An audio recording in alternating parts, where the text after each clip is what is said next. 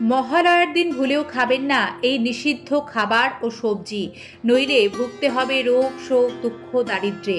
মহালয়া 2025 সালে ইংরাজির 21শে সেপ্টেম্বর, বাংলা 4 আশ্বিন 1432 বঙ্গাব্দ রবিবার পালিত হবে। সেই দিনটিতে আবার খণ্ডগ্রাস সূর্যগ্রহণ ঘটতে চলেছে। শুরু হতে চলেছে দেবী পক্ষের সূচনা। মহালয়া হলো আশ্বিন মাসের অমাবস্যা তিথি। একে সর্বপিতৃ অমাবস্যাও বলা হয়। মহালয়া হলো মূলত পিতৃপক্ষ এবং দেবী পক্ষের সন্ধিক্ষণ। এর মাধ্যমেই দুর্গাপুজোর সূচনা হয়।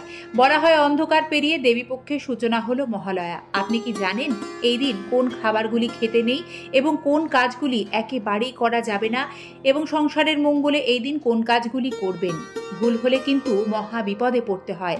তাই আমরা আজকের পর্বে জেনে নেব মহালয়া সম্পর্কিত এই সকল শাস্ত্রীয় বিধি নিষেধ ও নিয়মগুলি, যেগুলি পালনে আগামী দিনগুলিতে আপনার সোনার সংসারটি ভরে উঠবে অপার সুখ সমৃদ্ধিতে। মা দুর্গার অশেষ কৃপা লাভ করবেন। 2025 সালে মহালয়ার অমাবস্যা তিথি শুরু হবে 20 সেপ্টেম্বর রাত 12:17 থেকে। এই অমাবস্যা তিথি শেষ হবে 21শে সেপ্টেম্বর রাত 1:24। উদয় তিথি অনুযায়ী 21শে সেপ্টেম্বর সর্বপিতৃ অমাবস্যা অর্থাৎ মহালয়া। এবারে আমরা একে একে আপনাদের জানাবো মহালয়ার দিন কোন কাজগুলি করবেন ও করবেন না, কোন খাবারগুলি ভুলেও খাবেন না। বন্ধুরা, শাস্ত্রমতে মহালয়ার দিন সাত্ত্বিক নিরামিষ খাবার খেতে হয়। আমিষ খাবার এড়িয়ে চলুন। এদিন আমিষ খাবার খেলে জীবনে নেতিবাচক প্রভাব পড়তে পারে, ফলে আগামী দিনগুলিতে সমস্যায় পড়বেন। মহালয়ার দিন ক্ষৌরকর্ম করবেন না, অর্থাৎ চুল দাড়ি নখ কাটবেন না। পারলে এর আগে বা পরে কাটতে পারেন, কিন্তু অমাবস্যা তিথির মধ্যে এ কাজ করতে হয় না, তাতে গ্রহদোষ তৈরি হয়। ভুলেও মহালয়ার দিন কাউকে ধার দেবেন না। বলা হয় মহালয়ার দিন ধার দেওয়া অত্যন্ত অশুভ, এতে দারিদ্র্য যোগ তৈরি হয়। মহালয়ার দিন কোনো রকম নতুন শখের জিনিস যেমন গাড়ি সম্পত্তি এগুলি কিনবেন না। কোনো রকম শুভ কার্যের সূচনা করবেন না। এছাড়াও মহালয়ার সর্বপ্রধান কাজ হলো তর্পণ করা। এটি করলে পূর্বপুরুষদের আশীর্বাদ লাভ করবেন। সম্ভব হলে একটি তামার ঘটিতে কাঁচা দুধ, খানিকটা কালো তিল, অখণ্ড অর্থাৎ আতপ চাল, সাদা ফুল, গঙ্গা জল মিশিয়ে বাড়ির কোনো ফাঁকা জায়গায় ঢেলে দিন। এই কাজটি জলাশয়েও করতে পারেন। একেই তর্পণ বলা হয়। এটি পূর্বপুরুষদের উদ্দেশ্যে করা হয়। এটি করলে পূর্বপুরুষদের আশীর্বাদে পিতৃদোষ খণ্ডন হয়, জীবন থেকে বাধা বিপত্তিগুলি দূর হয়। বন্ধুরা, বিশেষভাবে একটি কথা জানাই, মহালয়ার দিন কোনো পশু পাখিকে আঘাত ভুলেও করবেন না এবং অভুক্ত অবস্থায় তাড়িয়ে দেবেন না। এই দিন কাক, কুকুর, পাখি সাধ্যমতো এদের খেতে দিন, দেখবেন ভালো ফল লাভ করবেন।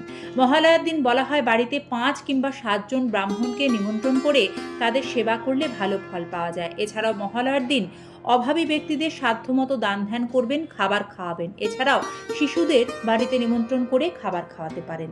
মহালয়া হলো আশ্বিন মাসের অমাবস্যা তিথি। তাই মহালয়ার দিন যে খাদ্যের বিধিনিষেধগুলি, সেগুলি শাস্ত্রমতে আশ্বিন মাসে খাদ্যের বিধিনিষেধের সঙ্গে সম্পর্কিত। প্রতি মাসের মতো আশ্বিন মাসের অমাবস্যা অর্থাৎ মহালয়াতেও খাওয়া দাওয়ার উপর রয়েছে কিছু নিষেধাজ্ঞা। বলা হয় এ মাসে অর্থাৎ আশ্বিন মাসে সূর্যের দক্ষিণায়ন গতি চলে।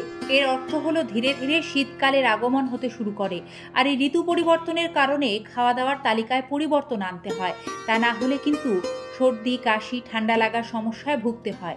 সে কারণে শাস্ত্রজ্ঞরা পরামর্শ দেন মহালয়ার দিন থেকেই এই নিয়ম পালন করতে। বন্ধুরা, আশ্বিন মাসের অমাবস্যা তিথি অর্থাৎ মহালয়ার দিন প্রাপ্তবয়স্ক ও বয়স্কদের দুধ খেতে নিষেধ করা হয়। বলা হয় এ সময় দুধ খেলে হজমের সমস্যা হয়। এছাড়াও শ্লেষ্মা বৃদ্ধি পায়, যার ফলে কফ কাশিজনিত সংক্রমণে ভুগতে হয়। সে কারণে আশ্বিন অমাবস্যায় মহালয়ায় দুধ এড়িয়ে চলুন। দ্বিতীয়, আশ্বিন মাসের অমাবস্যা তিথি মহালয়ার দিন তিতো জাতীয় কোনো খাবার গ্রহণ করবেন না। এতেও নিষেধ রয়েছে। বলা হয় এ সময় তিতো খাবার খেলে পেটের সমস্যা, হজমের গোলমালের পাশাপাশি সম্পর্কেও তিক্ততা দেখা দেয়। সে কারণে করলা, নিমপাতা, উচ্ছে এই ধরনের তিতো খাবারগুলি মহালয়ার দিন এড়িয়ে চলুন। বন্ধুরা, অমাবস্যা পূর্ণিমা তিথিতে কোনো রকম পোড়া শেখা খাবার খেতে নেই। তাই আপনারা মহালয়ার দিন কোনো রকম খাবার পুড়িয়ে, যেমন বেগুন পোড়া, টমেটো পোড়া, এই খাবারগুলি এড়িয়ে চলুন, না হলে কিন্তু দুর্ভাগ্য আসে। এবারে যে নিষিদ্ধ খাবারটির কথা জানাবো তা হলো কলা গাছের কাণ্ড বা থোড়। এটি মহালয়ার দিন কোনোভাবেই খাবেন না, তা না হলে চরম দুর্ভাগ্যের শিকার হবেন। এর কারণ মহালয়া থেকে দেবী পক্ষের সূচনা হয়ে যায়। তারপর নবরাত্রির জন্য ঘট বসিয়ে পূজা অর্চনা শুরু করা হয়।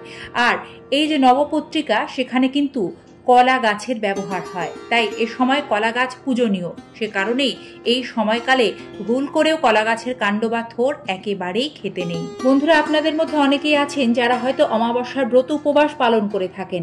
সেক্ষেত্রে এই ব্রতের পূর্ণ ফল পেতে চাল, অন্ন ও চালের তৈরি কোনো রকম খাবার কিন্তু মহালয়ার দিন আপনারা গ্রহণ করবেন না, এবং সৈন্ধব লবণ ব্রত উপবাসের ক্ষেত্রে গ্রহণ করতে হয়, তা না হলে ব্রত ভঙ্গ হয়।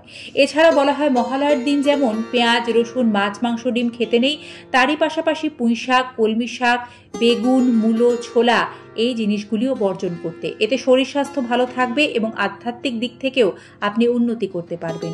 মহালয়ার দিন ভুল করেও কোনো রকম মাদক দ্রব্য সেবন করতে নেই। এছাড়াও জুয়া খেলা এই দিন সম্পূর্ণরূপে নিষিদ্ধ, তা না হলে রাহু গ্রহের খারাপ প্রভাবে সারা জীবন দারিদ্র যোগে কষ্ট পেতে হবে। মহালয়ার দিন অতিরিক্ত তেল, মশলা, ভাজাভুজি খাবার এছাড়াও বাসি খাবার নিজেও খাবেন না, কাউকে খেতেও দেবেন না।